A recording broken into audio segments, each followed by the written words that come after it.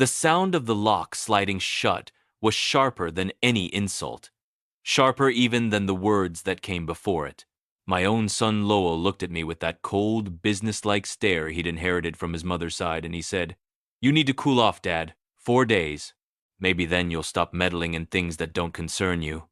Then the door slammed, and I was left staring at the peeling wallpaper of the little back room like some tenant who'd missed the rent. It wasn't just any room. This used to be my sanctuary. I'd tied my fishing flies at that little desk by the crooked window. Ruth, God rest her soul, had read her magazines in that armchair before it collapsed under its own springs. Every crack in the floorboard was a memory, every shadow on the wall a whisper from years I thought meant something. And now, those same walls had become my prison bars. I tried the knob first, locked solid. I rattled it until the brass shook in its socket, but it only made Lowell shout through the wood, "Save your energy, old man." I banged on the door with my fist until the skin of my knuckles went red. No answer. Just footsteps retreating down the hallway, growing fainter with each step, as if he couldn't stand the sound of me resisting. I sat down heavily on the bed, the mattress groaning beneath me, and stared at Ruth's old ceramic duck still perched on the dresser. She'd bought it at a garage sale 30 years ago, and I'd always hated the way it stared. But that night, in the silence, I almost laughed. That silly duck was the only company I had left. The hours crawled by. The light through the window dimmed, then disappeared, leaving me with nothing but the hum of the house's old pipes and the faint smell of cedar from the closet.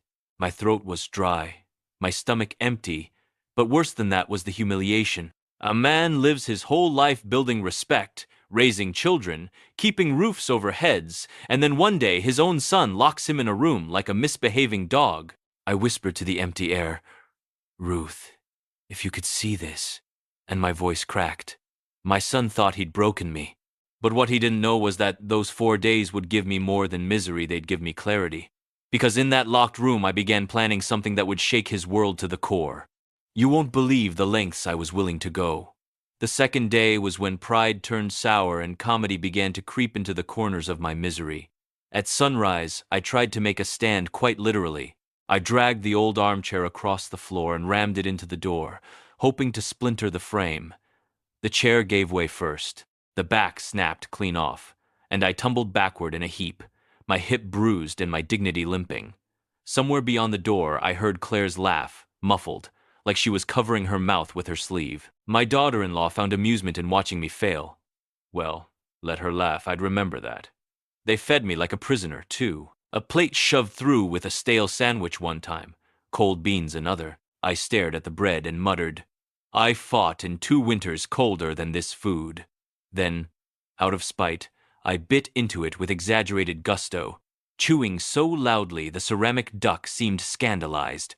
But the silence. Oh, the silence was the hardest part. When you're alone with nothing but your own thoughts, they start to play tricks. I caught myself talking to Ruth's duck like it was a cellmate. "What do you think, Rufus?" Yes, I'd named it Rufus by then. "Should I break the window and crawl out? Or sit here and starve until Lowell remembers who built this house with his bare hands?" Rufus, of course, didn't answer. He just stared, same as always. But at least he didn't tell me to cool off. By the evening, I realized something strange. I wasn't entirely broken. Angry? Yes. Betrayed? Absolutely. But there was a spark of humor in the absurdity of it all. Imagine it, a 74-year-old man locked in a room by the very boy he once taught to tie his shoes. It was pitiful, almost laughable.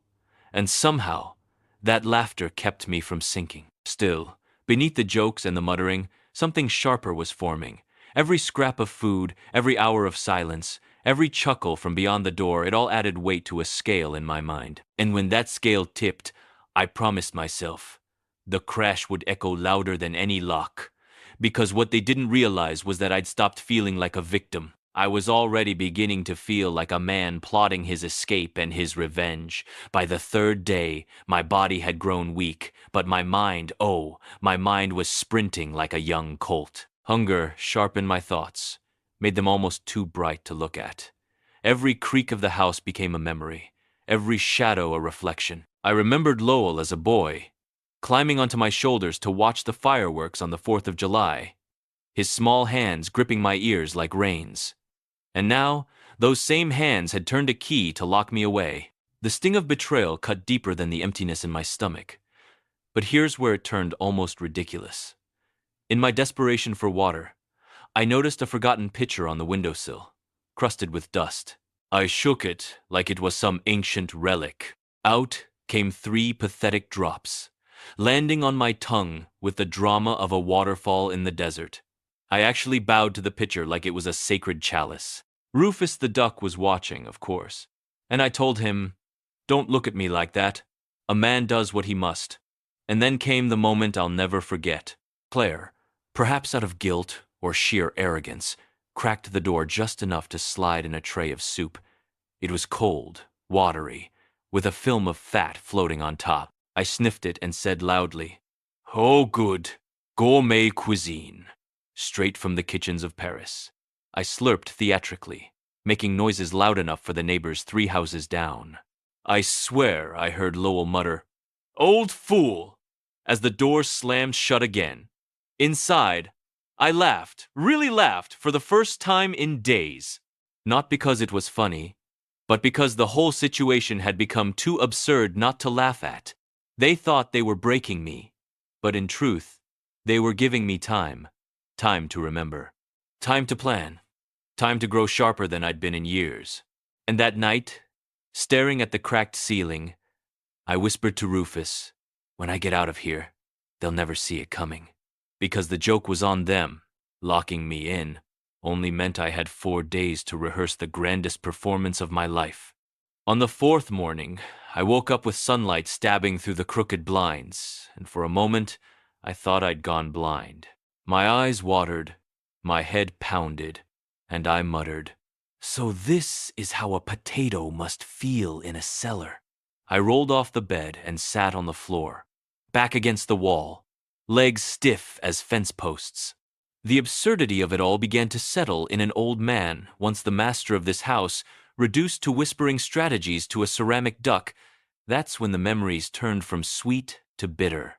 I thought about the mortgage payments I'd killed myself to make, the roof I'd fixed during a thunderstorm while Lowell slept soundly in his room, the Christmas mornings where I wrapped his gifts with shaking, calloused hands. All of it. All those decades of sacrifice. And he had the audacity to treat me like a trespasser in the very house my sweat had built. Rage filled me so hot I could almost smell it, like iron on fire. But then, as if the universe didn't want me to drown in my fury, comedy slipped back in.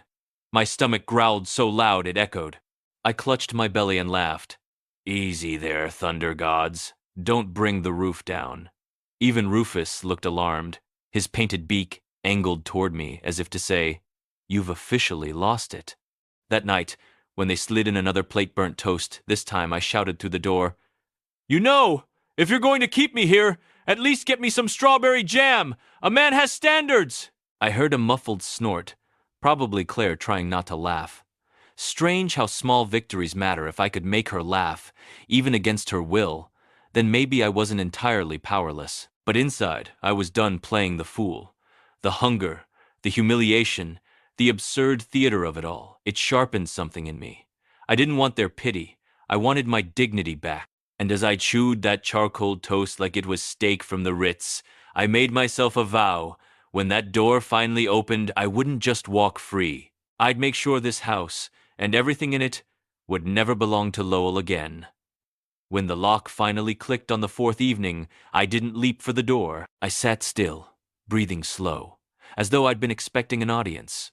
Lowell poked his head in with that same smirk he'd worn since he was 12 and thought he was too smart for curfews. "You alive, old man?" he muttered, looking around the room like he half hoped I wasn't. I smiled back, calm as a preacher at Sunday service. "Alive enough to outlive your cooking," I said, nodding at the plate of gray scrambled eggs he carried. Claire, standing behind him, snorted so hard she nearly dropped her wine glass.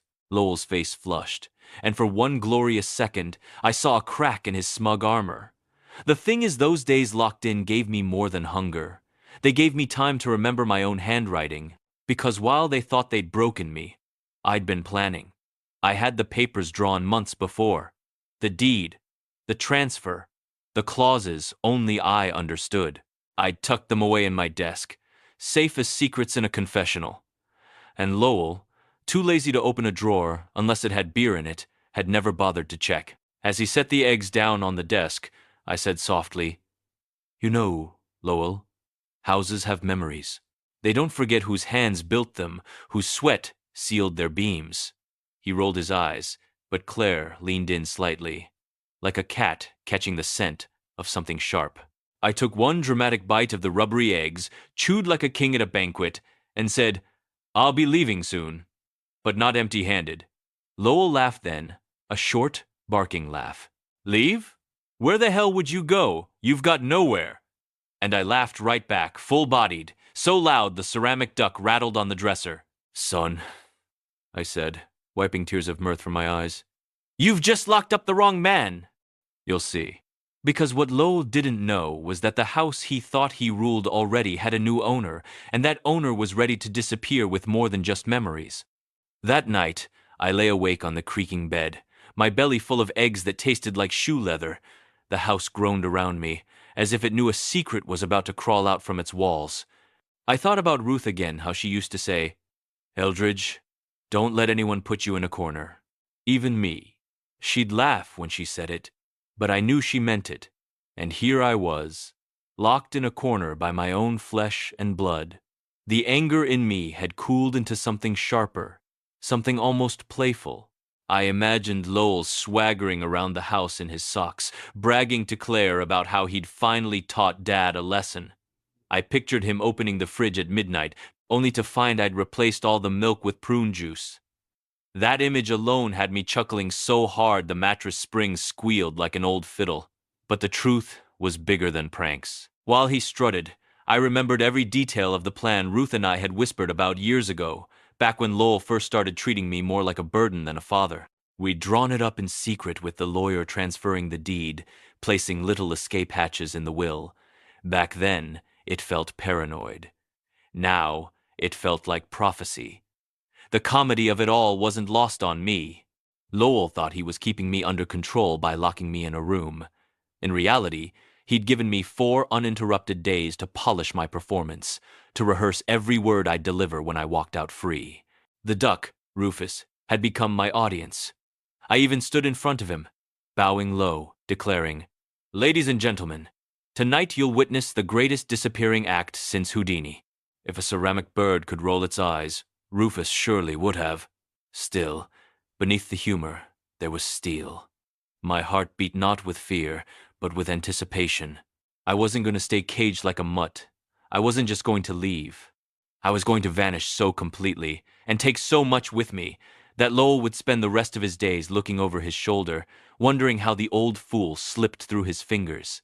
By the 5th morning, I was no longer just Eldridge, the locked-up old man. I was Eldridge, the actor rehearsing his final act. Every creak of the floor became a drum roll, every shadow in the corner a spotlight. I shuffled to the mirror above the dresser, stared at my worn face, and said out loud, "Ladies and gentlemen, behold the fool who raised a king and got a jailer instead." I bowed low, my knees cracking so loud I nearly toppled over. Rufus, sitting smug on the dresser, was my critic, and I swear his glassy eyes said, "Overacting again." Lowell opened the door briefly to toss in laundry, his dirty laundry, mind you, as if I'd wash it like some servant. I held up a pair of his socks with 2 fingers, wrinkling my nose. Ah yes, the royal offering. Nothing says respect for your father quite like gym socks marinated in defeat. Claire giggled in the hallway. Lowell snapped at her, "Don't encourage him." But I caught that flicker. Claire found me funnier locked up than Lowell was free. That, in its own way, was a victory. But humor was just my sugarcoating. Underneath, something raw pulsed. I remembered the nights Ruth and I would count pennies at the kitchen table, saving every dime so Lowell could go to college. He had dreamed of being a lawyer. Now he used laws of his own, making rules, orders, insults to cage me. My chest tightened. A man doesn't just feel betrayed. He feels hollow, as if someone scooped out the years he gave away for nothing. And yet, in that hollow, a strange freedom stirred. If Lowell could lock me up and laugh, then I owed him nothing. Not my house, not my presence, not even my anger. I imagined walking away, leaving him to sit at the same table where Ruth and I once sacrificed. Only now he'd have no one to sacrifice for him. That thought soothed me more than any soup they'd slipped through the door. I looked again at Rufus and whispered, "When curtain time comes, I won't just exit the stage. I'll take the spotlight with me." Because I realized something. Vanishing wasn't defeat, it was the sweetest kind of revenge. By the 6th day, my bitterness had ripened into something almost sweet. I caught myself humming an old jazz tune while folding the very laundry Lowell had shoved at me. Can you imagine? Locked up, fed burnt toast, treated like dead weight, and there I was, singing like Louis Armstrong. Maybe madness was setting in, or maybe it was clarity. Hard to tell the difference at my age. I made a game of it. Every sock I folded, I gave a name. "This one's Ruth," I said, tucking the cuff neatly. "This one's Rufus Jr." When I held up a pair of underpants, I grinned and said, "Well, this must be Lowell's pride full of holes and never washed properly." I laughed so hard I had to sit down before I toppled. The absurdity of the situation made it almost bearable. But beneath the clowning, a storm brewed. The memories kept marching in, uninvited. Ruth and I, carrying boxes into this house the day we bought it, our hands raw, our spirits soaring. Lowell, barely 9, running up the staircase yelling, "This is mine!" And me smiling, never knowing those words would someday turn into chains around my wrists. That night, I pressed my ear to the door. I heard Lowell and Claire arguing in the kitchen. She whispered, "You can't keep him in there forever. People will start asking questions." Lowell hissed back, "He'll do what I say. He always has." I pulled away from the wood, my heart steady as stone. "Always has. Oh no, my boy. Not anymore." I sat on the bed, smoothed the blanket, and said to Rufus, "They think they're writing the script. But Rufus, you and I were about to steal the pen."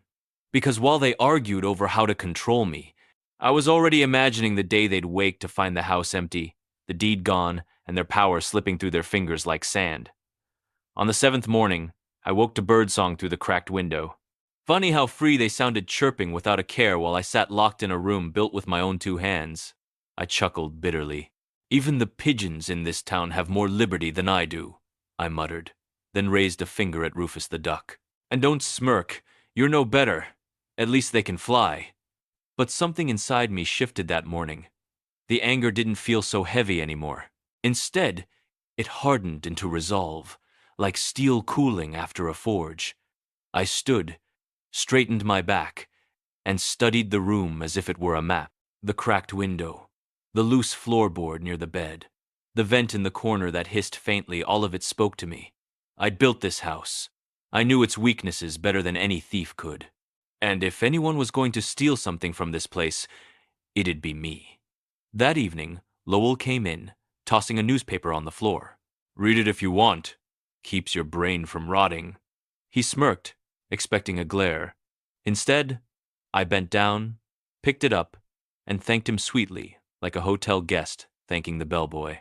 Then I held the paper up, squinting, and declared, "Ah, good news. The crossword still isn't as difficult as your cooking."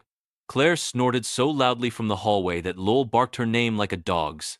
That alone made me grin wide enough to ache. But behind the comedy, my thoughts were racing.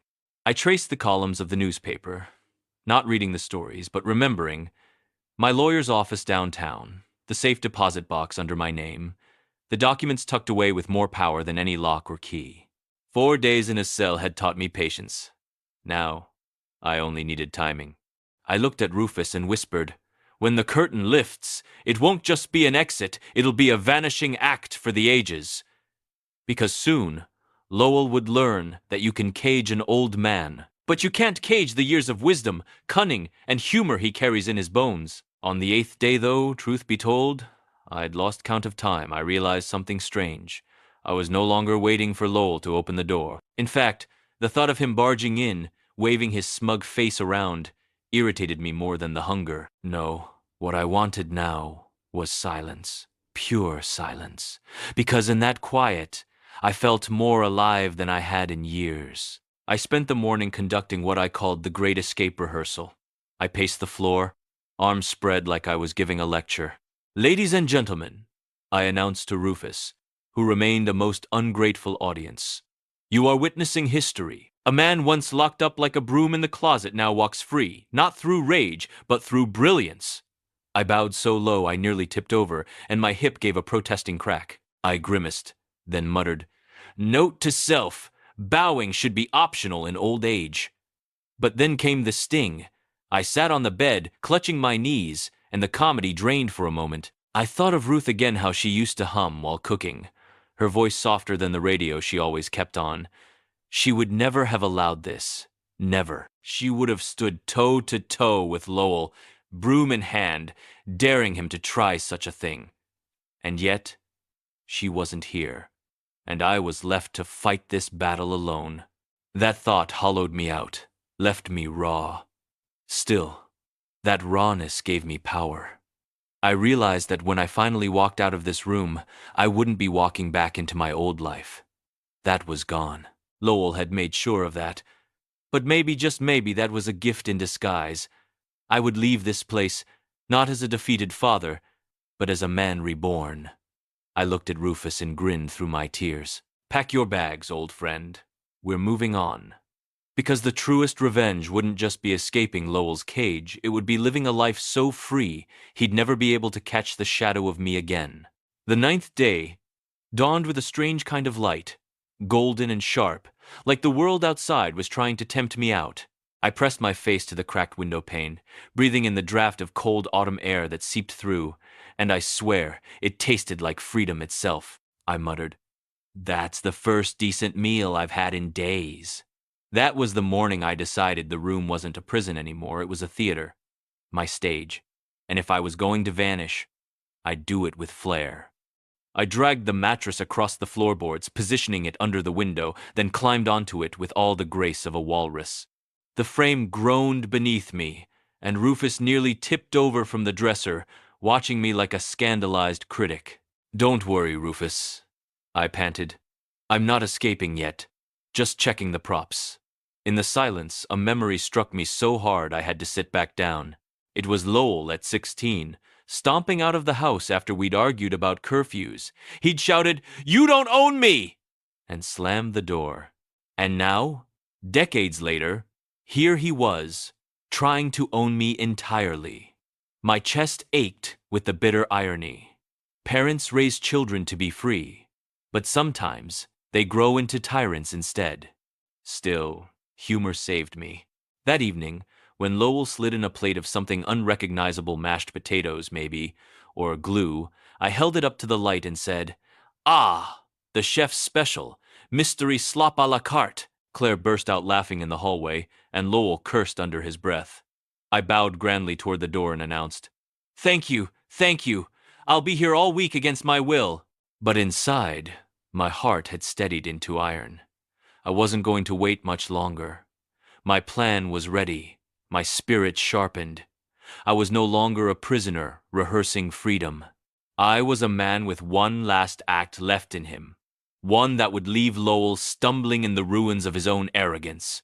Because soon, the door would open, and when it did, I wouldn't just walk out. I would erase myself so completely, my son would spend the rest of his life chasing a ghost. By the 10th night, my body was brittle, but my mind was blazing like a lantern. I lay awake listening to the house, breathe pipes sighing, beams shifting, the faint squeak of Claire's slippers as she padded across the kitchen floor. Funny, I thought, how a house tells on its occupants. Lowell stomped, like he wanted the walls to fear him. Claire moved, like she was forever apologizing for existing. And me? I was the ghost, waiting for my cue to leave. I started speaking to the shadows as if they were my old poker buddies. "Gentlemen," I said, lifting an invisible glass, "tonight's wager isn't money, it's freedom, and I've got a royal flush hidden up my sleeve." I cackled so loudly Rufus almost slid off the dresser. That laugh echoed, bouncing off the walls, and I realized maybe for the first time that I wasn't broken. I was rehearsing joy. But then, like a thief, grief crept in.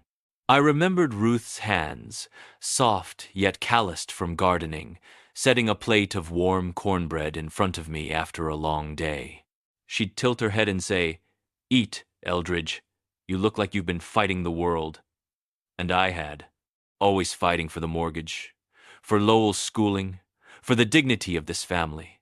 And now my son had turned me into an inmate. My throat tightened.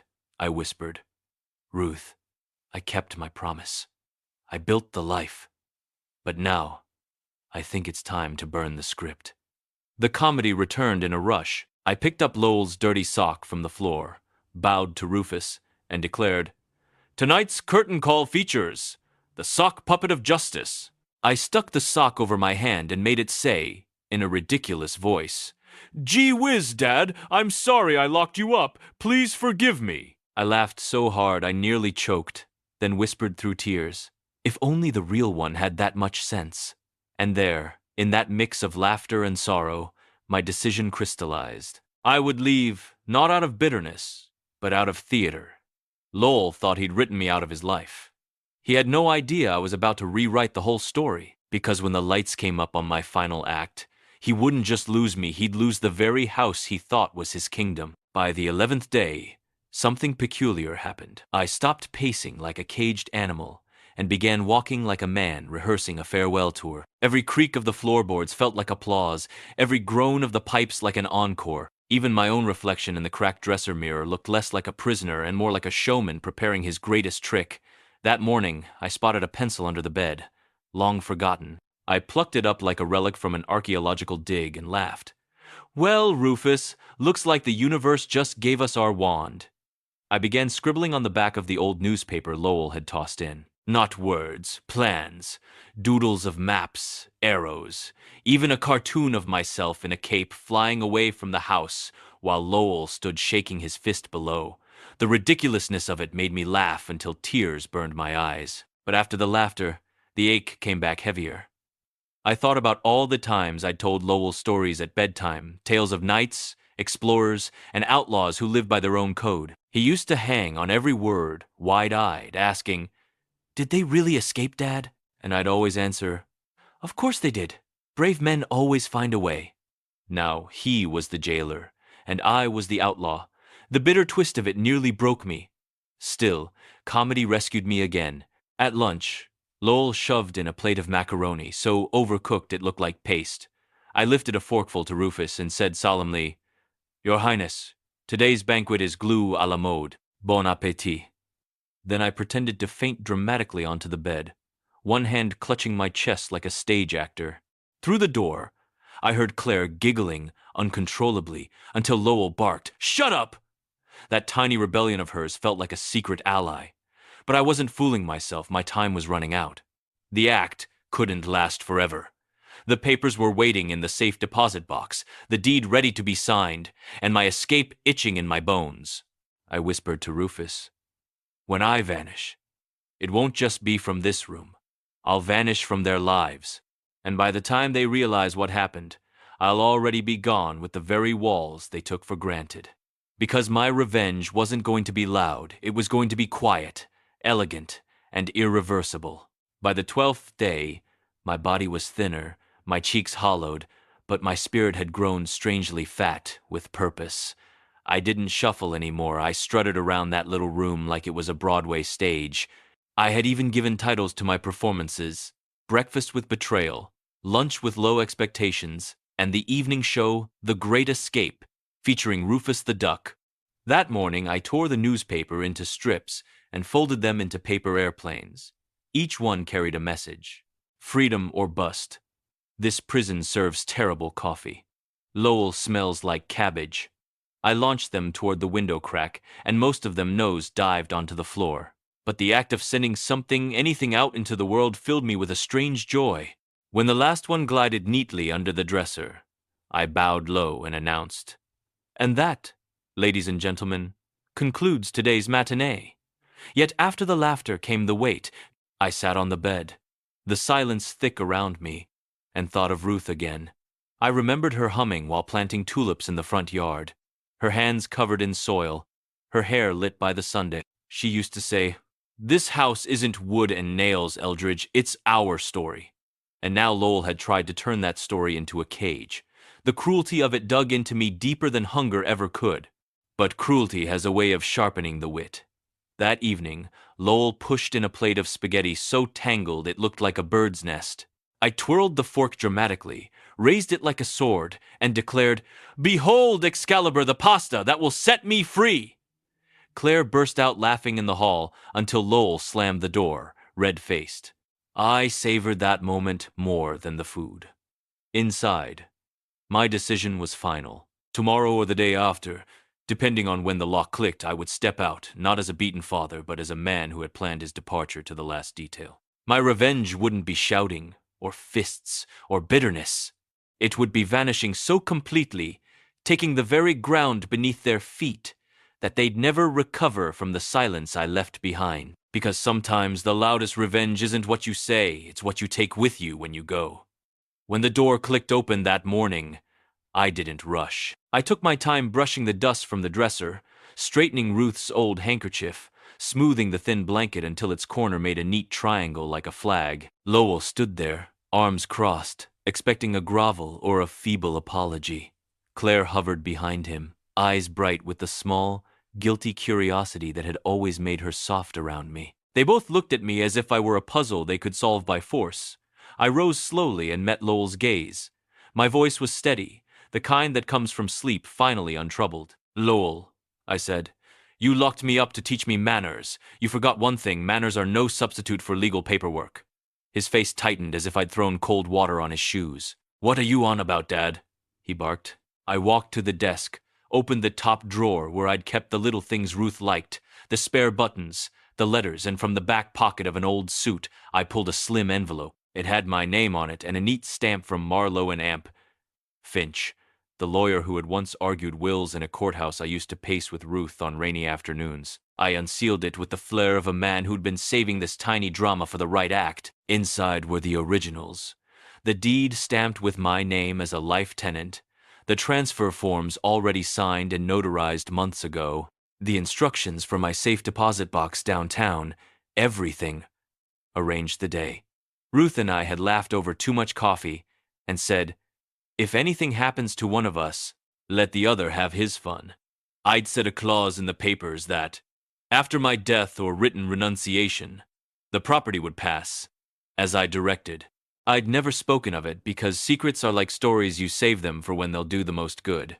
Lowell's mouth opened, then shut. Confusion painted his face. You can't just... He stopped because he was suddenly aware of cameras on the porch. Etta from next door, bless her, who liked to garden and gossip in equal measure, had been there that morning and had the habit of waving a camera like it was a flag of honor. Claire's cheeks flushed.